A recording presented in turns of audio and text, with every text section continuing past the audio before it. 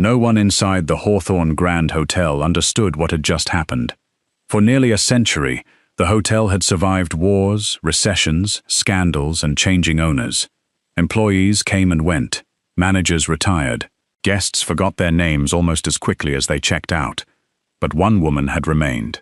For 19 years, Martha Dawson quietly walked the same hallways before sunrise, pushing her housekeeping cart through corridors most guests would never notice. At 46, with her plus-size figure, aching knees, and gentle smile, she had become as much a part of the old building as the marble staircase or the brass chandeliers hanging from the lobby ceiling.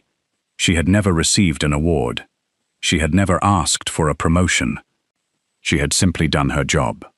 Then, on the very first morning after billionaire investor Lucas Moretti purchased the historic hotel, everything changed. His first executive order shocked every department head. The first employee to be dismissed before sunset will be Martha Dawson. No accusations, no explanation, no discussion. Within minutes, whispers flooded every floor. Human resources rushed to prepare termination papers. Managers avoided Martha's eyes. Even co-workers who had shared coffee breaks with her for years suddenly acted as though she no longer existed. Some pitied her. Others assumed the billionaire had uncovered some terrible secret. Only Lucas remained strangely calm. Instead of attending meetings with investors or inspecting luxury suites, he disappeared into the hotel's forgotten basement. There, behind a crumbling brick wall, sat an old steel safe that had been sealed for more than 30 years. Lucas rested one hand against the cold metal. His expression never changed. Then he quietly gave one final instruction. Whatever happens, don't let Martha leave this building. 12 hours later, the safe would finally be opened, and everyone would discover that Martha had never been the real target. She had only been the bait. The real trap had been waiting beneath the hotel for decades, patiently hidden until someone was desperate enough to believe its secrets would remain buried forever. The Hawthorne Grand Hotel stood proudly in the heart of Boston, its elegant stone facade overlooking streets where history and modern life intertwined every single day. Tourists admired its timeless architecture. Business executives praised its flawless service. Travel magazines called it one of New England's greatest surviving luxury hotels. Few people knew that beneath its polished marble floors and glittering crystal chandeliers rested nearly 100 years of untold secrets. For Martha Dawson, however, the Hawthorne Grand was never simply a workplace.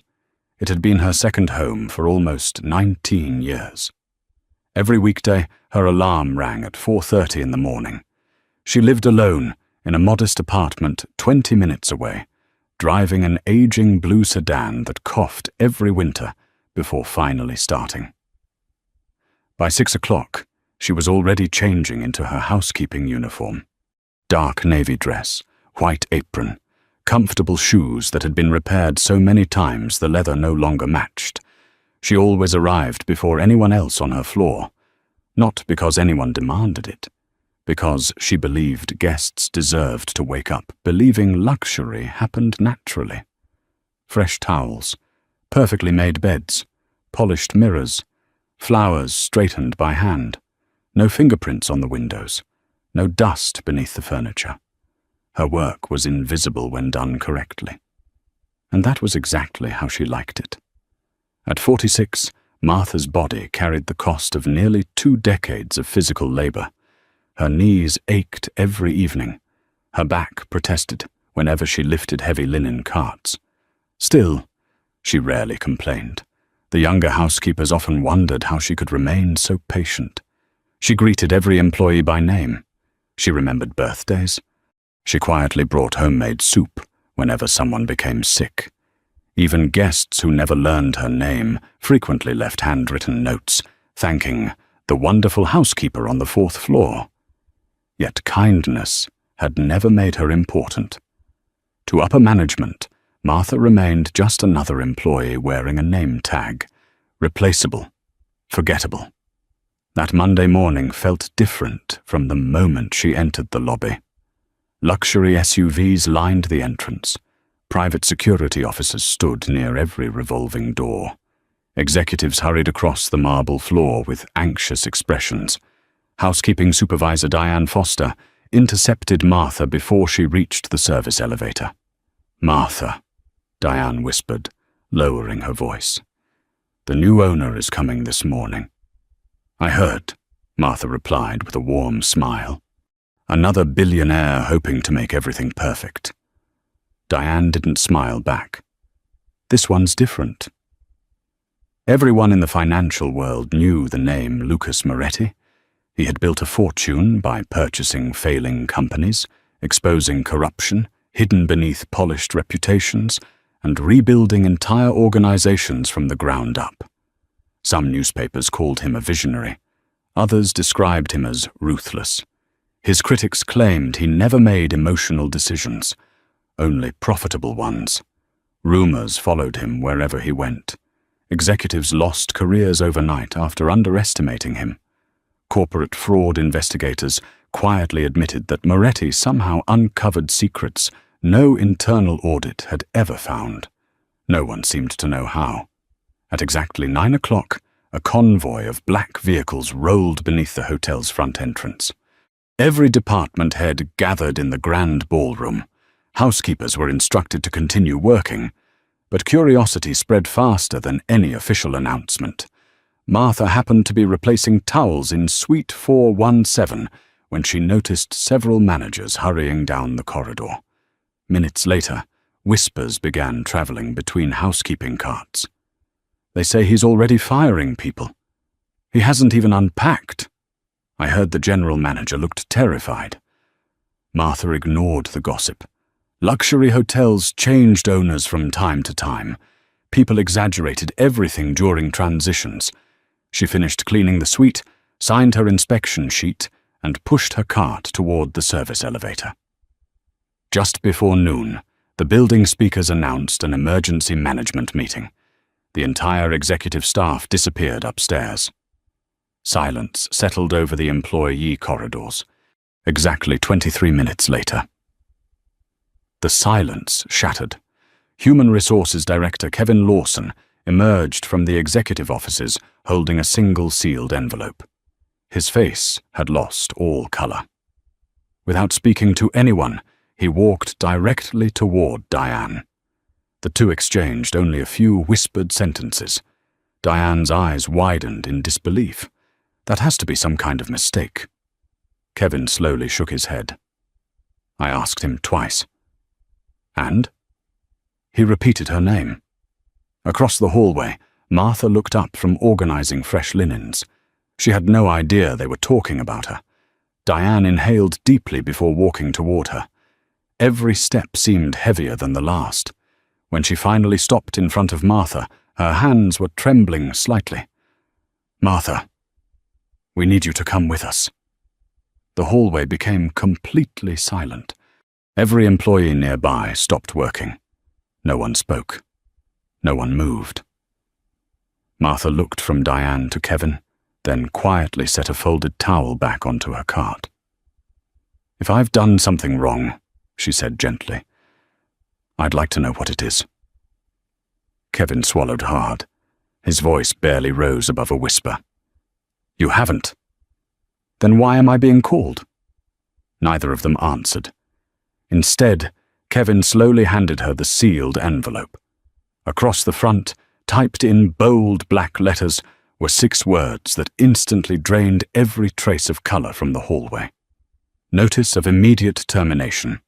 At that exact moment, several floors below them, Lucas Moretti stood alone in the abandoned basement of the Hawthorne Grand. Dust floated through narrow beams of light cutting across the darkness.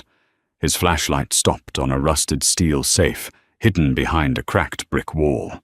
He brushed decades of dust from its weathered door. Then, almost to himself, he quietly whispered, "You're still exactly where they left you." And for the first time that day, he smiled.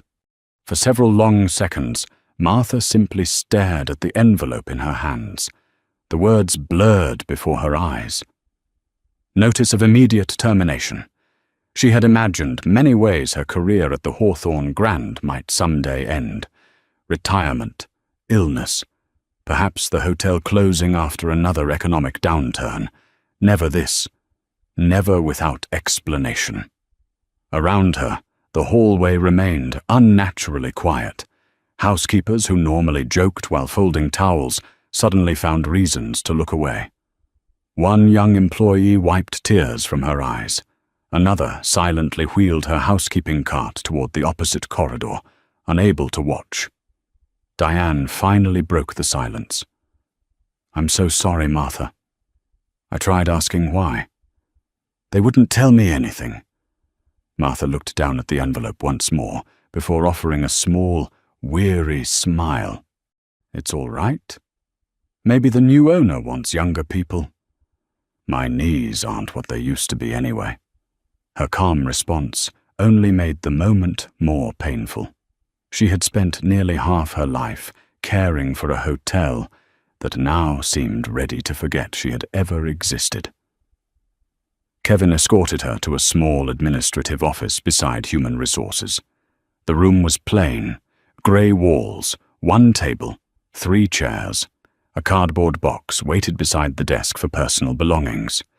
Kevin slid the termination documents across the table. "There will be a severance package. The company is also willing to provide references." Martha nodded politely. "I appreciate that." She signed nothing. Instead, she quietly asked, "May I clean out my locker first?" Kevin hesitated. "I'll need approval." That answer surprised even him. Why would a dismissed housekeeper need permission simply to empty her locker? He stepped outside to make a phone call. Minutes later, he returned, looking even more confused. He says, Kevin paused, "You're allowed to collect your belongings." Relief briefly crossed Martha's face. Then Kevin continued, "But you are not permitted to leave the hotel afterward." She frowned. "I'm sorry?" Those were his exact words.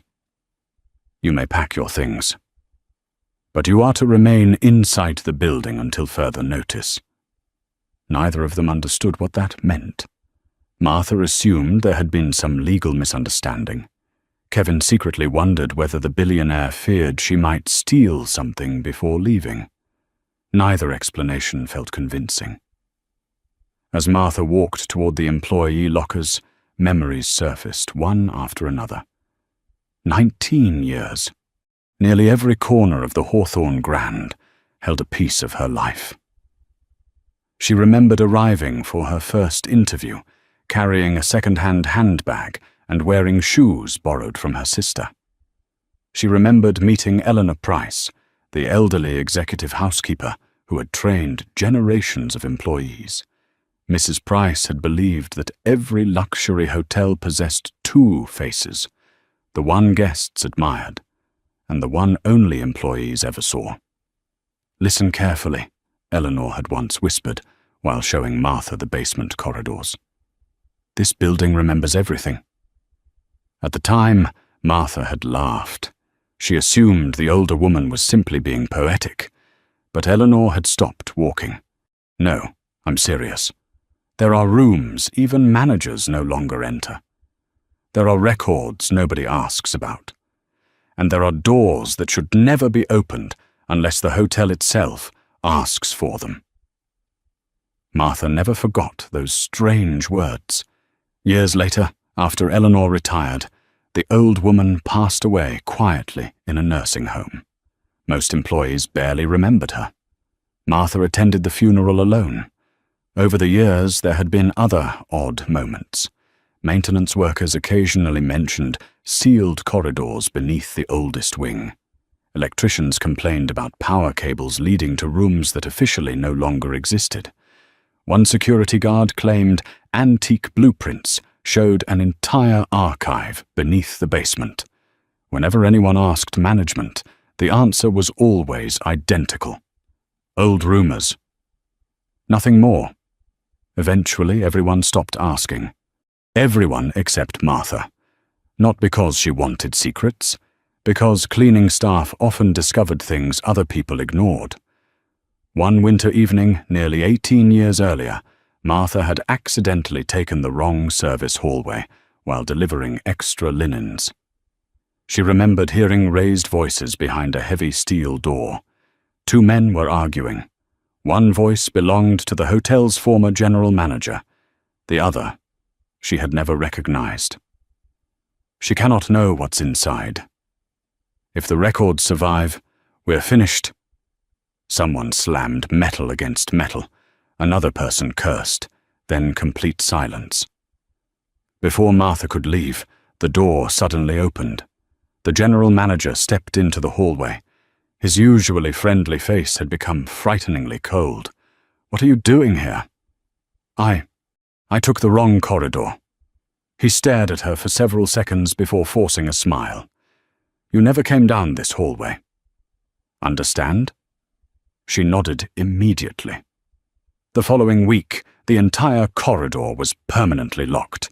Within months, that general manager accepted an unexpected retirement package and disappeared from Boston altogether. Martha rarely thought about that memory anymore. Until today.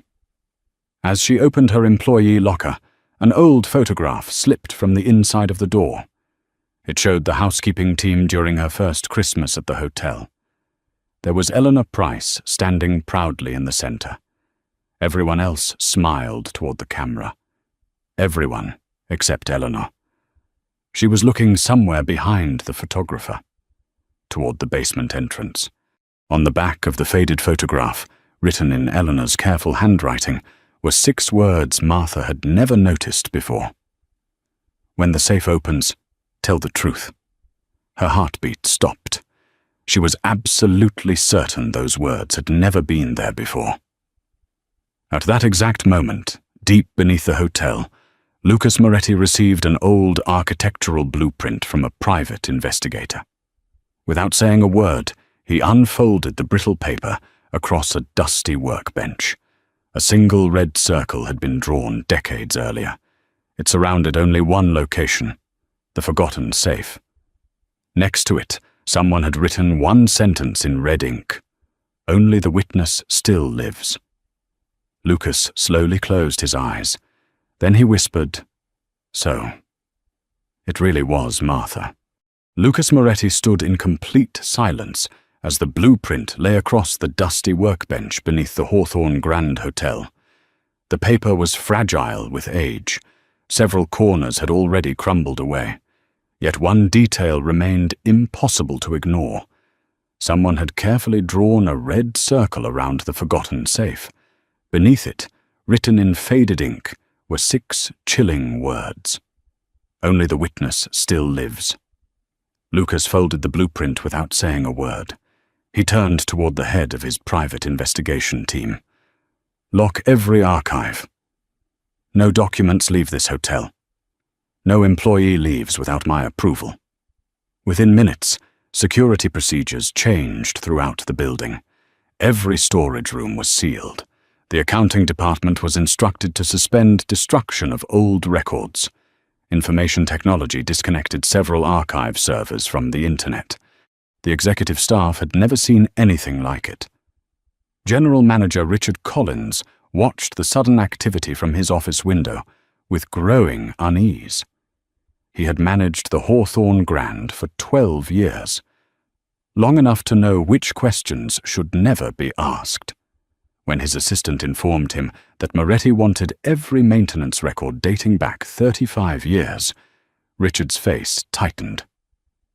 "Tell him some files were lost during renovations." "The originals no longer exist." The assistant hesitated. "What if he insists?" Richard answered without looking up. "Then we keep looking. But we never find them." Meanwhile, Martha remained in the employee lounge, technically dismissed, yet strangely forbidden from leaving. She still wore her housekeeping uniform. Her termination envelope rested unopened beside a cup of untouched coffee. Several co-workers quietly gathered around her. I don't understand. You've never had a complaint. They must have confused your file. Martha forced a reassuring smile. I'm sure they'll explain eventually. She no longer believed her own words. Her thoughts remained fixed on the sentence hidden behind Eleanor Price's old photograph. When the safe opens, tell the truth. What truth? About whom? And why had Eleanor waited until now to reveal it? Across the hotel, Lucas requested access to every surveillance archive ever preserved on site. The security director looked embarrassed. I'm afraid that won't be possible. Why? Our digital recordings only go back about 10 years. And before that, most of the tapes were destroyed. Lucas slowly leaned back. Were they destroyed or removed? The security director swallowed. I honestly don't know. Lucas studied the man's face for several seconds. Fear, not deception. Someone else had handled this years before. Elsewhere, strange events began unfolding almost simultaneously. A maintenance employee reported that an entire shelf of engineering blueprints had disappeared overnight. Accounting discovered that financial records covering a 7-year period were missing. The hotel's legal department found empty folders where ownership agreements should have been. Individually, each disappearance could have been dismissed as poor record-keeping. Together, they formed a pattern. Someone had been erasing history for years. Lucas gathered every department head inside the executive conference room. No introductions, no speeches. He simply placed 6 empty archive folders on the polished oak table. Who removed these files? Silence. No one answered. Several executives exchanged nervous glances. Richard Collins finally spoke. This hotel has changed ownership several times. Records disappear. It happens. Lucas looked directly into his eyes. Not like this. He opened another folder. Inside was a list of missing documents, maintenance logs, insurance claims, architectural revisions, employee incident reports. Every missing file pointed toward the same period, 18 years earlier, exactly the year Martha remembered hearing voices behind the sealed steel door. Lucas quietly closed the folder. Someone has spent nearly 2 decades deleting one story, and I intend to find out why. The meeting ended without another word. Richard left first, but instead of returning to his office, he walked quickly toward the oldest service stairwell. He checked twice to make sure nobody followed him, then disappeared into a forgotten maintenance corridor. A small flashlight illuminated layers of dust untouched for years. At the end of the hallway stood an abandoned electrical room. Richard entered, closed the door, knelt beside an old metal cabinet. His trembling hands reached underneath the bottom shelf. For several seconds, nothing. Then his fingers found exactly what he feared. The hiding place was empty. Whatever had been concealed there. Someone had already taken it. Richard's breathing became shallow. He whispered to himself, "No, it can't be gone." At that very moment, on another level of the hotel, Martha finally decided to empty the last compartment of her locker. She reached into the deepest corner. Her fingertips touched cold metal. Confused, she pulled out a small object wrapped inside an old linen cloth. The fabric disintegrated almost immediately. Resting in her palm was an antique brass key, unlike anything she had ever seen. Its handle carried the engraved initials, HG, 1929. Alongside the key lay a folded note written in Eleanor Price's unmistakable handwriting. It contained only one sentence. If they ever come for the safe, trust no manager. Before Martha could read it again, footsteps echoed behind her. She turned. Richard Collins stood in the locker room doorway. His face had gone completely pale. His eyes were fixed, not on Martha, but on the brass key in her hand. For the first time all day. The calm, composed general manager looked genuinely terrified. Richard Collins could not take his eyes off the brass key. For a brief moment, the polished executive mask he had worn for years completely disappeared. His lips trembled. "Where? Did you get that?" Martha instinctively closed her hand around the key. "It was inside my locker." Richard immediately stepped forward. "Give it to me." His voice sounded sharper than either of them expected. Martha took one cautious step backward. "I don't think it belongs to you." For several seconds, neither of them moved. Then another voice echoed through the hallway. "It belongs exactly where it has been for 30 years. Lucas Moretti slowly walked into the locker room. 2 members of his security team remained outside the doorway. Richard turned around, forcing himself to smile. "I was simply helping Ms. Dawson." Lucas looked first at Richard, then at Martha, then at the key. "No, you were trying to recover it." The room fell silent. Lucas extended his hand toward Martha. "May I?" She hesitated only a second before placing the heavy brass key into his palm. It fit perfectly into the old blueprint he had studied all afternoon. The initials matched. The manufacturing date matched. Even the unusual hand-cut teeth matched the engineer's original drawings.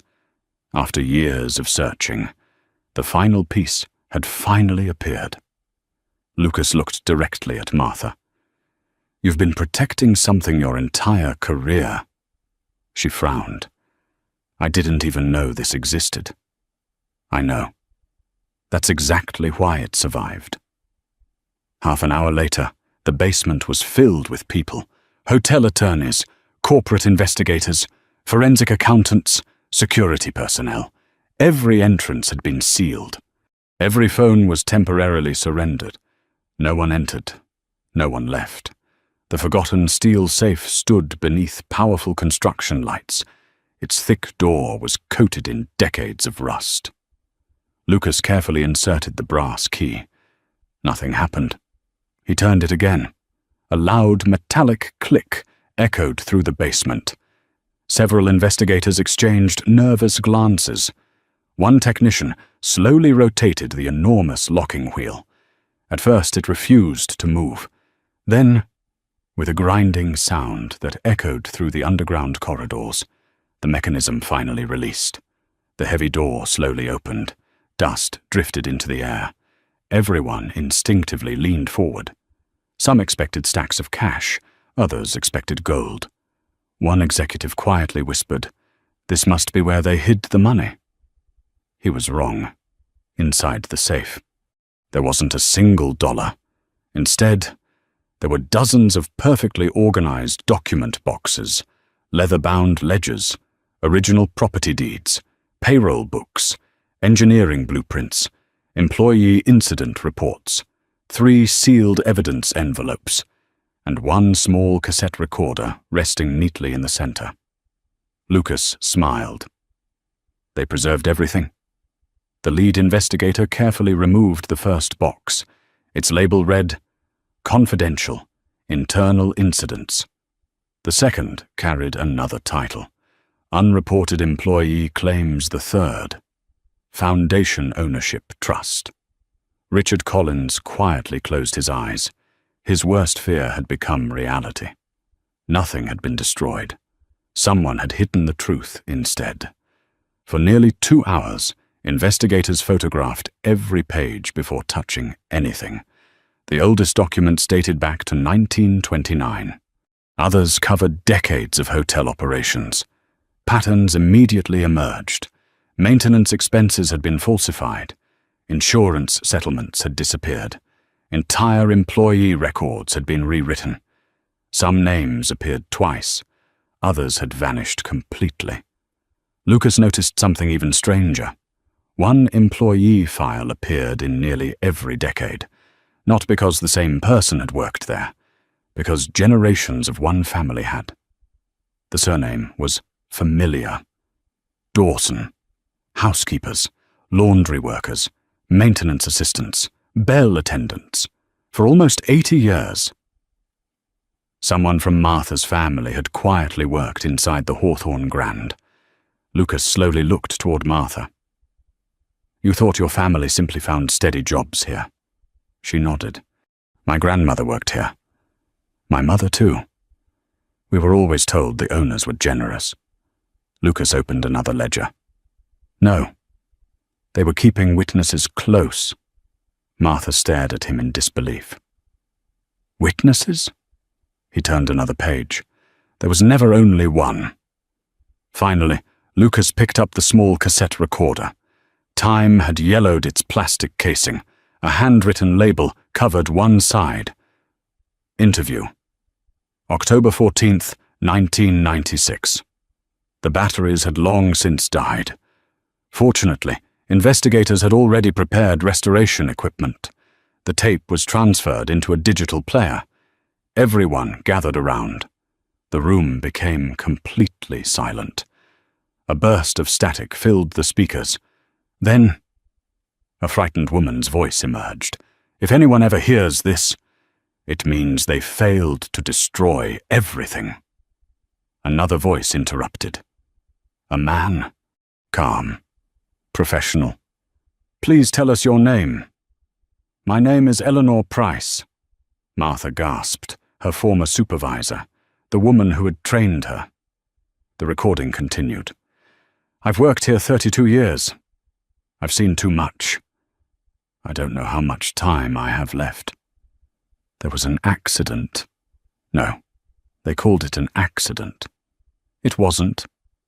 Several people exchanged confused looks. Lucas never looked away from the speaker. Eleanor continued. A young maintenance engineer discovered financial records proving that several board members had secretly transferred ownership assets into private companies. He intended to report everything. He disappeared 2 days later. Another pause.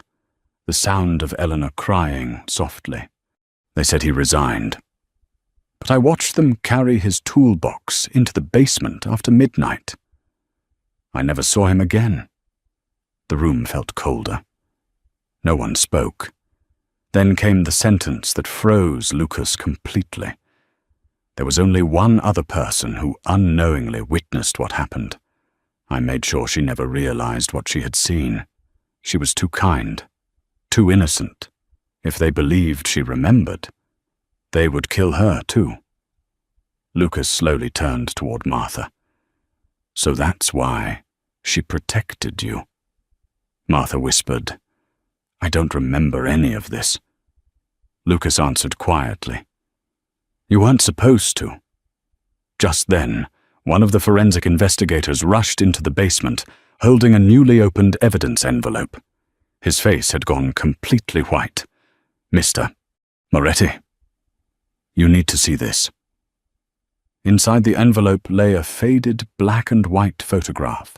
Standing beside Eleanor Price was a young maintenance engineer smiling proudly at the camera. On the back, someone had written his name, Daniel Moretti. Lucas stared at the photograph without blinking. His voice was barely audible. My father. The photograph remained in Lucas Moretti's hands for what felt like an eternity. No one dared interrupt him. The smiling young man in the faded image looked no older than 30. His sleeves were rolled to his elbows. A pencil rested behind one ear. He looked less like a businessman than an engineer who genuinely loved solving problems. On the back of the photograph, the handwriting was unmistakably Eleanor Price's. Daniel Moretti, Chief Maintenance Engineer, October 1996. Martha looked from the photograph to Lucas. That was your father. Lucas nodded slowly. He never abandoned my family. He never disappeared. He was murdered. Silence swept across the basement. Even Richard Collins lowered his head.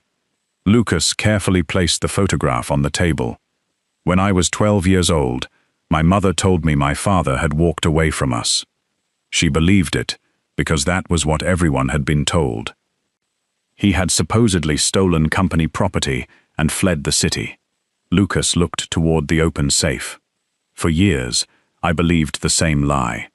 Until one day, I found a letter hidden inside my grandmother's attic. The investigators listened without speaking. The letter came from Eleanor Price. She wrote that my father had uncovered something inside this hotel. He was trying to protect people who would never even know their lives were in danger. Lucas paused. But before she could send the evidence, she disappeared. Martha frowned. I thought Eleanor died peacefully. So did everyone else. Lucas slid another document across the table. A death certificate. Then another. A hospital admission record. Then a third document. A coroner's amendment issued 6 months later. They were all forged. The lead investigator adjusted his glasses. Eleanor never died in the nursing home. Lucas slowly shook his head. No. She died 2 days after giving this recording to a federal investigator. The investigation was quietly closed. The evidence vanished. And history repeated itself. Lucas turned toward Richard Collins. You've worked here 12 years. Richard answered carefully. Yes. You weren't part of the original conspiracy. No. But you discovered it. Richard remained silent. You found missing records. You found hidden accounts. You knew former executives had stolen millions from employee pension funds. You also knew at least one murder had been covered up. Still, Richard said nothing. Lucas stepped closer. You had 2 choices: expose the truth, or protect the people who promoted you. Richard finally spoke. I never hurt anyone. No, Lucas answered calmly. You simply protected those who did. The words struck harder than any accusation. Richard's shoulders collapsed. I told myself, it was already too late. Lucas looked directly into his eyes. Justice doesn't expire. Investigators continued opening the remaining evidence boxes. One folder contained secret ownership agreements, transferring hotel assets into shell corporations. Another listed pension money diverted through consulting contracts. Another documented illegal settlements paid to silence injured employees. Names appeared repeatedly. Former executives, board members, law firms, financial advisors. Several were now respected public figures. Others had become politicians. One had even served on a charitable foundation praised throughout Boston. Lucas quietly observed each discovery. He had spent nearly 14 years collecting fragments. Private investigators, retired accountants, former employees, journalists. Every lead ended at the Hawthorne Grand. Every trail disappeared beneath this building. Only now did the final picture become clear. The safe had never hidden money. It had protected the truth until someone trustworthy could uncover it. One forensic accountant suddenly called everyone's attention. Mr. Moretti, you should see this. Inside the final ledger was an employee payment register. Each month, a mysterious account continued, sending small bonuses to one family, the Dawson family. Not thousands, not fortunes, just enough money to ensure every generation stayed employed at the hotel. Martha stared at the numbers. My grandmother, my mother, they always said the hotel took care of us. Lucas gently closed the book. It wasn't generosity, it was surveillance. They wanted your family close. They believed one of you might eventually remember what happened. Martha felt her knees weaken. My entire life, they were watching us. Lucas nodded. Not because you were guilty, because you were dangerous. You were the last living witness they couldn't completely erase. At that moment, one of the investigators entered, carrying a sealed envelope recovered from the bottom of the safe. Unlike the others, it had Lucas's surname written across the front. No date, no address, only 2 words. For Daniel. Lucas carefully opened it. Inside rested a handwritten letter. The paper had yellowed with age. The signature at the bottom belonged to Eleanor Price. Lucas began reading silently. Halfway through, his breathing stopped. Martha noticed tears gathering in his eyes for the first time. "What is it?" Lucas looked up. My father knew. He knew they were coming. The room froze. He hid the evidence himself. He asked Eleanor to seal the safe. And he wrote one final instruction. Lucas turned the last page toward everyone. Written in Daniel Moretti's own handwriting were the words, "If my son ever finds this place, tell him not to seek revenge." Lucas's voice trembled. He wrote, "Find the innocent woman. She carries the future." Martha covered her mouth. "I don't understand." Lucas smiled sadly. "My father wasn't trying to save himself. He was trying to save you." Just then, the lead investigator's phone rang. He answered, listened, then slowly looked toward Lucas. "Boston police have begun making arrests." 3 former executives were taken into custody within the last 10 minutes. A 4th was intercepted while attempting to board a private jet. The federal prosecutor wants every document delivered immediately. Lucas quietly nodded. After nearly 30 years, the empire of lies had finally begun to collapse. Yet one question still remained unanswered. Martha looked at Lucas. "If you already knew I was innocent, why order everyone to fire me?" Lucas met her eyes. His answer came softly. "Because I knew the guilty would panic. And frightened people always reveal the secrets they spent years hiding." He glanced toward Richard Collins. "The moment your termination was announced, someone began destroying evidence. Someone searched your locker. Someone tried to recover the key. Without realizing, they were exposing themselves." Martha finally understood. She had never been the target.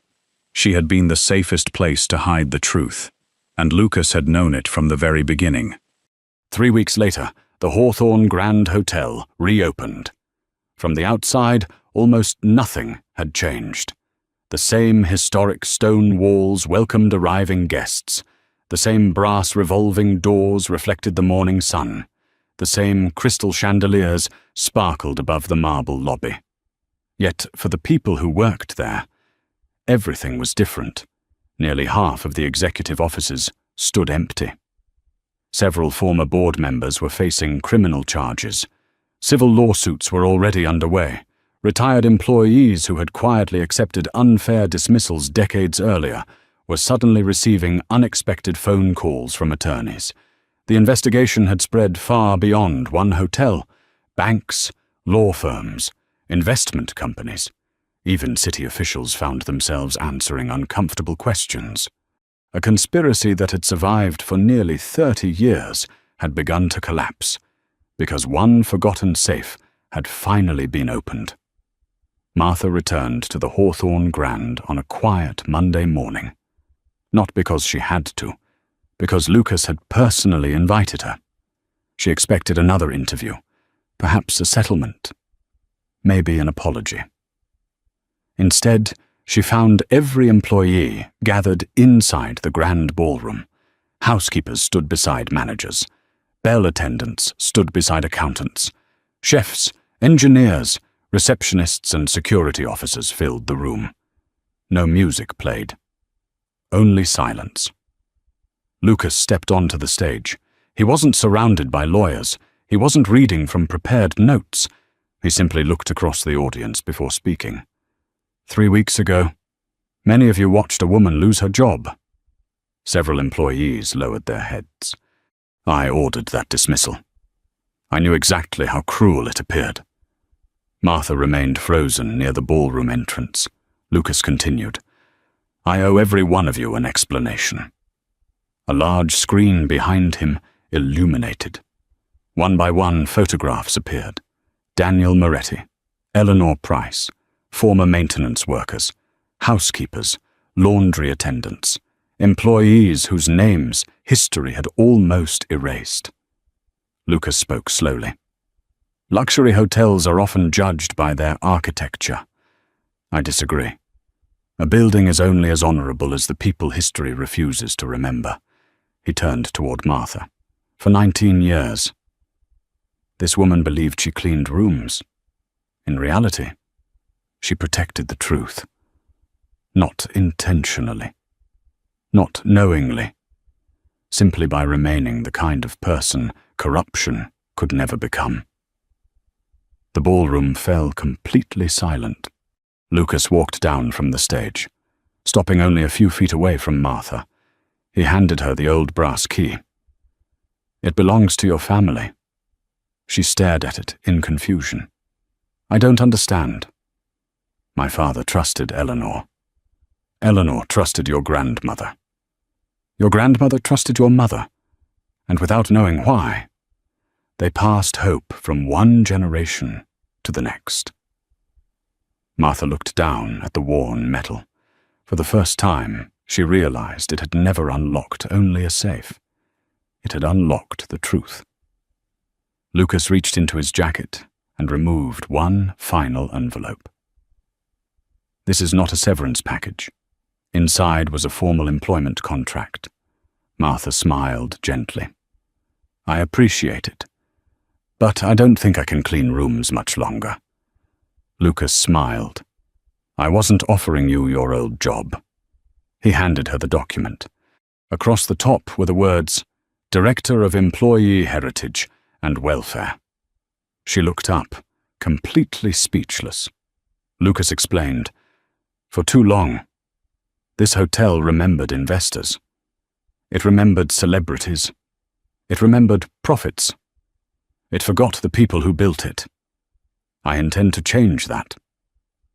The new position carried one responsibility: locate every forgotten employee, restore missing pensions, honor families whose loyalty had been exploited, preserve the real history of the Hawthorne Grand. No one understands that responsibility better than you. Tears slowly filled Martha's eyes, not because of the title, not because of the salary, but because, after nearly 20 years of feeling invisible, someone had finally seen her. Several months later, a quiet ceremony took place in the hotel lobby. Guests gathered around a newly installed bronze memorial wall. Hundreds of names were engraved into polished metal. Housekeepers, maintenance workers, laundry attendants, kitchen staff, bellhops, people who had devoted their lives to the hotel without ever appearing in brochures or advertisements. Near the center of the memorial rested two names: Daniel Moretti, Eleanor Price. Beneath them appeared a simple inscription: "Truth survives because ordinary people choose not to abandon it." Lucas stood silently before the memorial. Martha joined him. Neither spoke for several moments. Finally, Martha asked the question that had remained in her heart since the day they met. "Did you really know from the beginning that I was innocent?" Lucas smiled faintly. "No. I knew something much more important." She looked at him. "My father always wrote detailed journals. When I finally found the last one, there was only one sentence about the witness." Lucas reached into his pocket, carefully unfolding a fragile piece of paper he had carried for years. He handed it to Martha. The handwriting belonged to Daniel. It read, "If you are ever searching for the truth, don't begin with the powerful. Begin with the kindest person in the building. The guilty always notice power. Only the innocent notice people." Martha read the words twice, then quietly closed her eyes. For nearly 2 decades, she had believed her greatest achievement was making hotel rooms spotless before strangers arrived. She finally understood that kindness leaves traces no conspiracy can erase. Lucas folded the note again. "My father wasn't trying to teach me how to expose criminals. He was teaching me how to recognize honest people." Outside the hotel, guests continued arriving. Suitcases rolled across polished marble. Doormen welcomed visitors with practiced smiles. life moved forward. Almost no one passing through those revolving doors would ever know that an aging housekeeper had quietly changed the fate of an entire institution. And Martha preferred it that way, because real dignity had never come from being famous. It came from knowing that when history was finally allowed to speak, it had spoken her name with the truth.